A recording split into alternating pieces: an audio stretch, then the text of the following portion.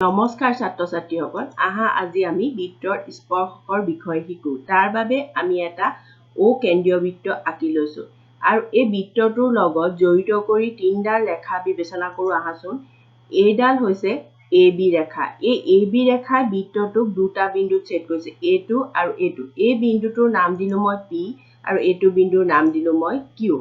এতিয়া অন্য এডাল ৰেখা বিবেচনা কৰো। আহাচোন, এইডাল হৈছে CD ৰেখা। এই CD ৰেখাই বৃত্তটোক মাত্ৰ এটা বিন্দুত কাটিছে। এই বিন্দুটোৰ নাম দিলো মই R। এতিয়া অন্য এডাল ৰেখা বিবেচনা কৰো। আহাচোন, এই ৰেখাডাল হৈছে EF ৰেখা। এই EF ৰেখাই বৃত্তটোৰ এটাও বিন্দুত কটা নাই। ইয়াত আমি তিনিডাল ৰেখা পালো। প্ৰথম ৰেখাডালে বৃত্তটোৰ দুটা বিন্দুত কাটিছে, দ্বিতীয় ৰেখাডালে বৃত্তটোৰ এটা বিন্দুত কাটিছে আৰু তৃতীয় ৰেখাডালে বৃত্তটোৰ এটাও বিন্দুত কটা নাই।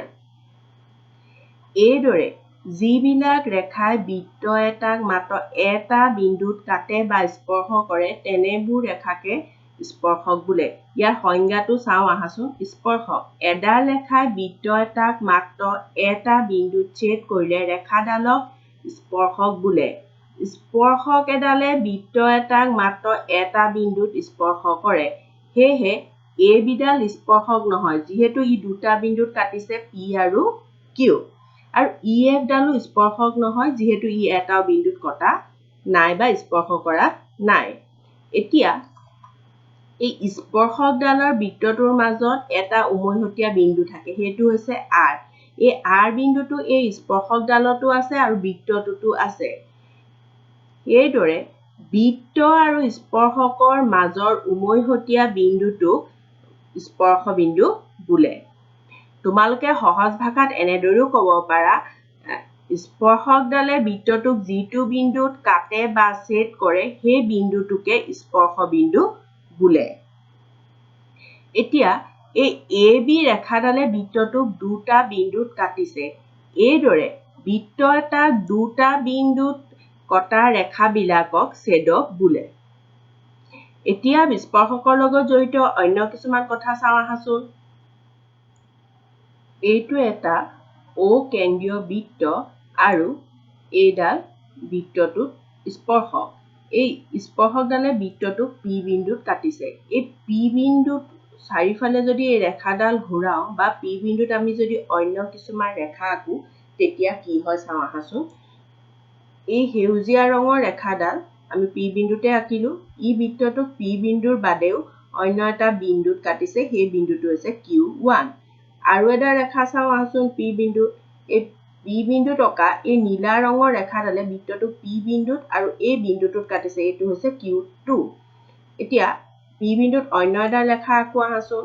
এই ৰেখাডালে বৃত্তটোক P বিন্দুৰ বাদে এই বিন্দুটো Q3ত কাটিছে। এই ৰেখাকেইডালৰ পৰা আমি গম পালো যে এই P বিন্দুত এই ৰেখাকেইডালৰ ভিতৰত এডালহে স্পৰ্শক। এইডাল হৈছে এই ৰঙা ৰঙৰ ৰেখাডাল। ই বৃত্তটোক মাত্ৰ এটা বিন্দু Pত কাটিছে। কিন্তু অন্যকেইডাল ৰেখাই বৃত্তটোক Pৰ বাদেও অন্য কিছুমান বিন্দু Q1, Q2, Q3ত কাটিছে। আমি যদি এইকেইডাল ৰেখাতকৈ বেছি ৰেখা আমি P বিন্দুত আঁকি চাওঁ তেতিয়া আমি দেখিম যে ই Pৰ বাদেও অন্য কিছুমান বিন্দুত বৃত্তটোক কাটিব। ইয়াৰ পৰা আমি গম পালো যে বৃত্ত এটাৰ এটা বিন্দুত এডালহে স্পৰ্শক থাকে, অৰ্থাৎ এটা বিন্দুত আমি এডালহে স্পৰ্শক আঁকিব পাৰো। কিন্তু বৃত্ত এটা হৈছে অসংখ্য বিন্দুৰ সমষ্টি। এটা বিন্দুত এডালকৈ আমি অসংখ্য বিন্দুত বৃত্ত এটাত অসংখ্য স্পৰ্শক আঁকিব পাৰো। এটা বৃত্তত অসংখ্য স্পৰ্শক থাকে। বৃত্ত এটাৰ এটা বিন্দুত এডালহে স্পৰ্শক থাকে, কিন্তু বৃত্ত এটাত অসংখ্য স্পৰ্শক থাকে। মই কিছুমান স্পৰ্শক আঁকি দেখুৱাও আহাচোন। এইডাল এডাল স্পৰ্শক, এইডাল এডাল স্পৰ্শক, এইডাল এডাল স্পৰ্শক, এইডালো এডাল স্পৰ্শক।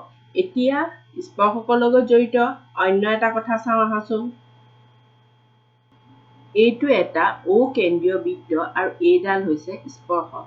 এই স্পৰ্শকডালৰ সমান্তৰালকৈ আমি অন্য এটা ৰেখা আঁকি চাওঁ আহাচোন। এই 2 নম্বৰ ৰেখাডাল হৈছে এই 1 নম্বৰ ৰেখাডালৰ সমান্তৰাল। এই ৰেখাডালে বৃত্তটোক দুটা বিন্দুত ছেদ কৰিছে, এইটো আৰু এইটো।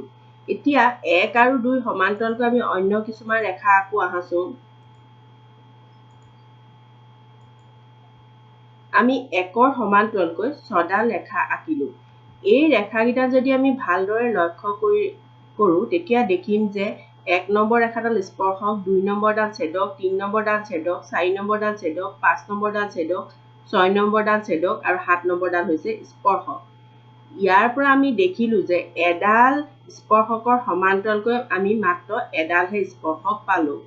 অৰ্থাৎ এটা বৃত্তত অতি বেছি দুডালহে সমান্তৰাল স্পৰ্শক থাকিব।